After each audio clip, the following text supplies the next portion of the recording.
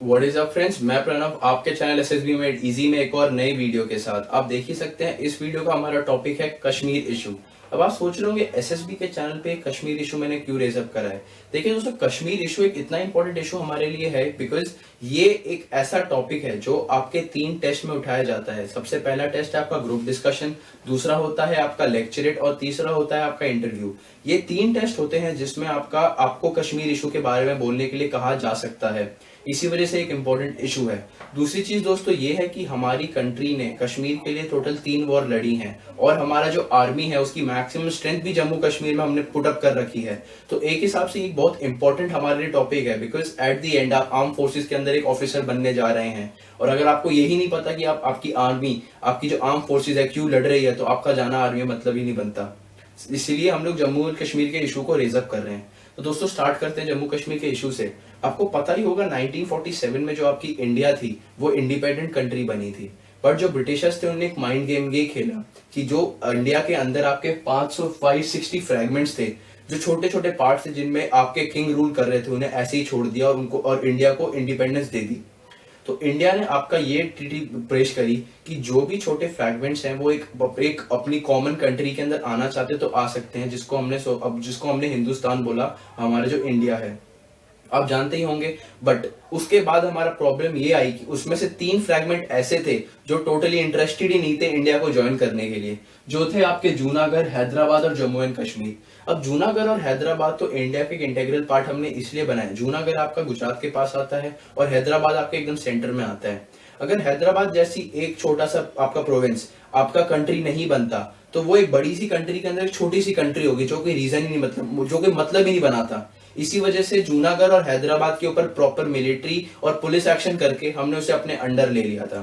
अब आती है बात हमारी जम्मू एंड कश्मीर की। देखिए दोस्तों, जम्मू एंड कश्मीर में हमारा पहले से इंटरेस्ट नहीं था, बट जम्मू एंड कश्मीर में हमें बाद में इंटरेस्ट जगाना पड़ा।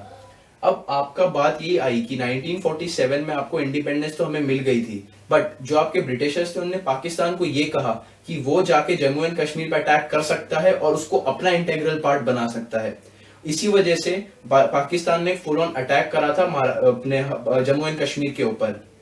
जो आपका महाराजा हरि सिंह थे उस टाइम पे वो महाराजा थे जम्मू एंड कश्मीर के। उस समय प्रॉब्लम ये आई कि महाराजा हरि सिंह के पास इतनी आर्मी नहीं थी, ना ही इतनी वेल इक्विप्ड आर्मी और ना ही वेल ट्रेन्ड आर्मी जो पाकिस्तान जैसी आर्मी से लड़ सके।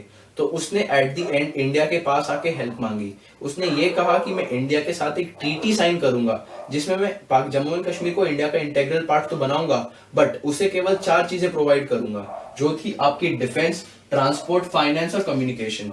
डिफेंस में आपका ये भी आता है कि जो भी आपके एक्सटर्नल थ्रेट्स हैं जो जम्मू एंड कश्मीर की आपकी पीस को न्यूट्रलाइज कर रहे हैं, उसे इंडियन आर्म फोर्सेस न्यूट्रलाइज करेंगी जाके।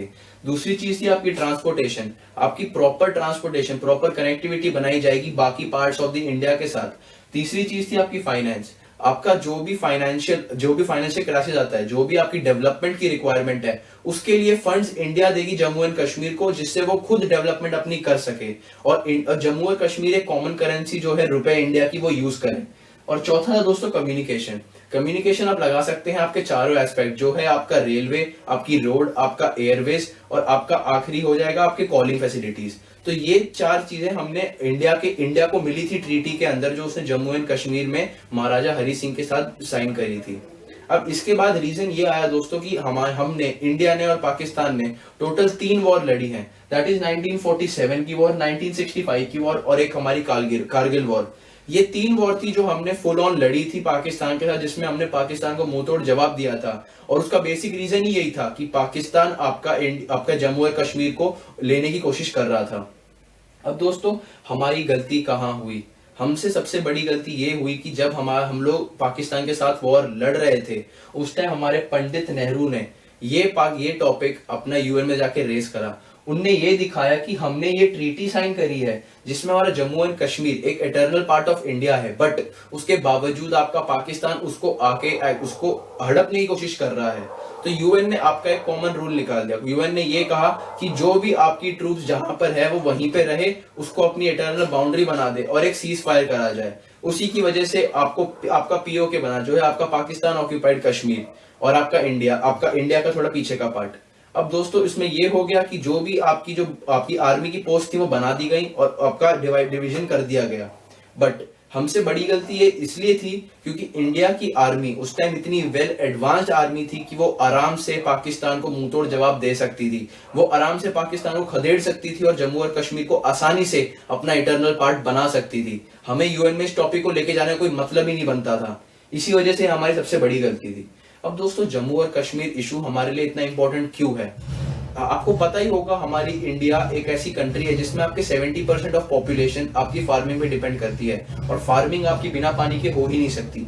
जम्मू और कश्मीर से हमें पानी मिलता है जो किसी भी एक कंट्री के लिए बहुत इंपॉर्टेंट एसेट होता है।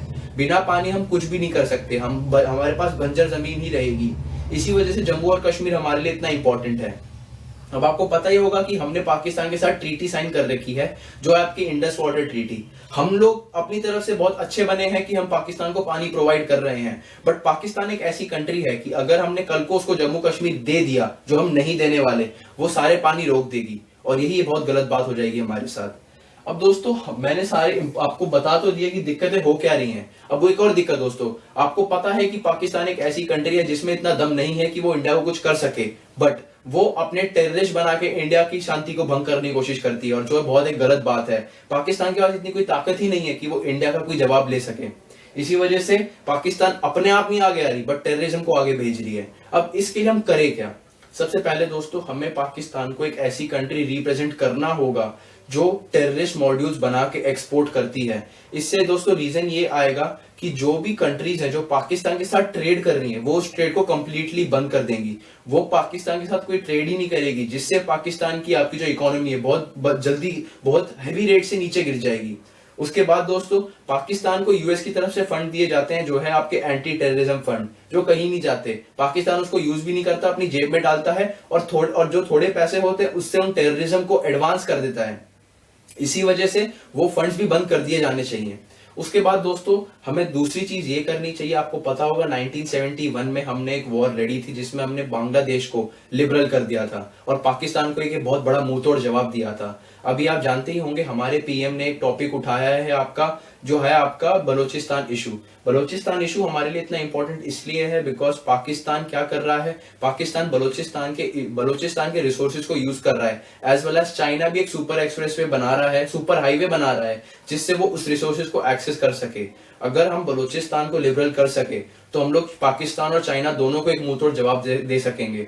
यही चाहते हैं कि बलोचिस्तान को आपका अलग किया जाए। इसके लिए मैं आपको बोल रहा हूं कि आप असाइलम करिए, असाइलम दीजिए। जैसे हमने दलाई लामा को असाइलम दे रखा है जिसकी वजह से चाइना बहुत उगरा हुआ है हम लोगों से, ऐसे ही हम लोग बलोचिस्तान के जो इंपॉर्टेंट पॉलिटिशियंस हैं उसको असाइलम दे, उसको उन लोगों को इंडिया के अंदर लेके आए और इंडिया में रहने के लिए दें, जिससे हम लोग पाकिस्तान को एक मुंहतोड़ जवाब दे सकेंगे।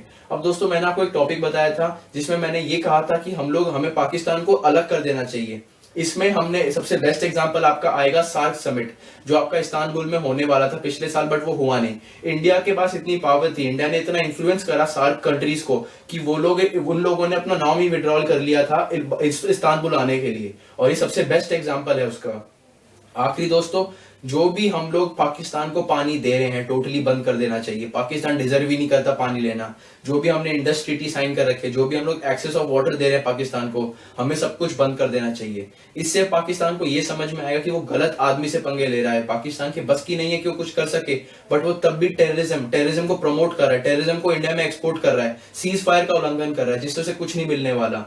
तो दोस्तों ये था हमारा कश्मीर इशू जो मैंने आपको एक फुल ऑन बताया था कि और आप इसी इशू पे आप बैठ के एक बार इसके नोट्स बनाइए, उस नोट्स के गो थ्रू करिए, इस वीडियो को सेव करिए और वापस देखिए, जिससे आप इस इशू से टोटल आपको फेमिलियराइजेशन हो जाएगी कि आपको इस पे किस हिसाब से बोलना है।